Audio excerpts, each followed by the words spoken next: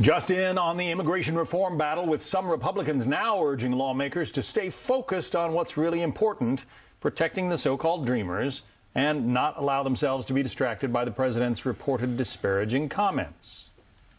What I heard I didn't like, and I'm trying to solve the problem. So I'm going to focus on what comes next.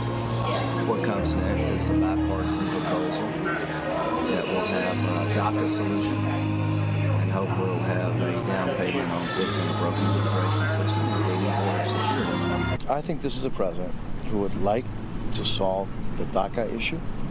This is a president who I believe wants to secure the borders of the United States. This is a president who has said things differently than clearly I would say them publicly. Joining us now, Dan Palmer, Republican financier, contributor to The Hill, and former advisor to Republican presidential candidate Ted Cruz.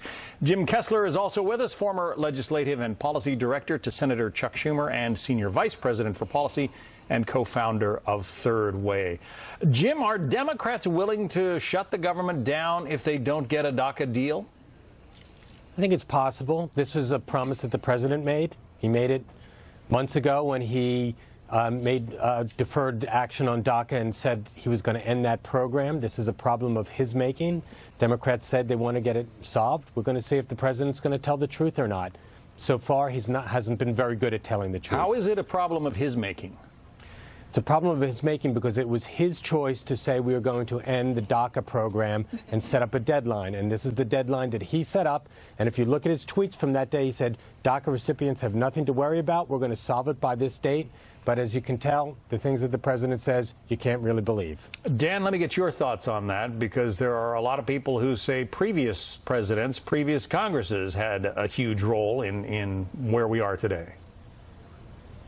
There's no question. Unless you light a fire into Congress, nothing gets done. The president, calling for the end of DACA by a certain deadline at least brought the Democrats to the table. But let's not forget, DACA is a symptom. It's not the problem. The problem is the immigration policy of the United States is not serving its citizens and the future of the country very well at all. We have basically unlawful, unrestricted mass migration flooding the unskilled job market and wreaking havoc on our society. That's an ill-advised path, and Democrats who want to spend all their time talking about identity politics and accusing the president of this and that and language in a meeting are ducking the issue. We need to have a serious debate about immigration policy in this country. Jim, the Democrats have indicated, they're willing to shut down the government. That hurts the military, does it not? The Democrats indicated they're willing to solve the immigration problem. They passed a bill in 2013 with bipartisan support that should have been signed into law, and the wacko Tea Party in the House killed that bill. Look, we've had government shutdowns before. They usually last a couple of days. That might happen this time. It's up to the president to show some leadership, to show that he is not a bleep hole president, and to solve this problem and to be serious about it. It's on him at this point. It's not on Democrats. Well, I don't know, Dan. I mean, it's up to Congress to write law, and what we need is an immigration law. The president said months ago that he wanted Congress to solve the problem. Why has Congress not picked up the ball? I think you have to look at Democratic leadership, and frankly, the most moderate members of the Republican caucus, like Flake and Graham, who are in fact acting in bad faith.